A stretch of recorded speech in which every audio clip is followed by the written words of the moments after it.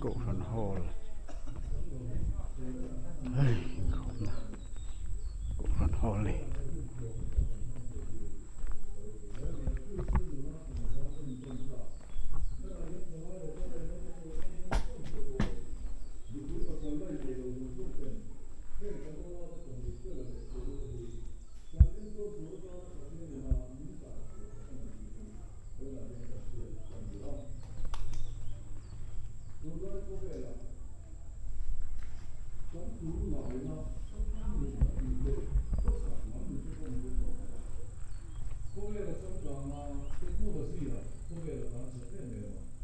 social media dan kota mai tapi nak berjalan.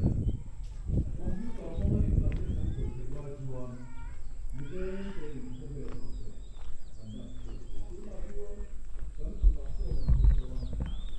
biegin chauka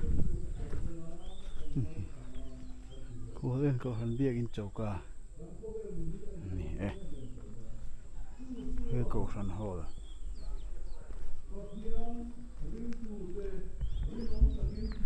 khá là máu in đây com mình không mấy cái này biegin sermon pastor sermon mấy cái này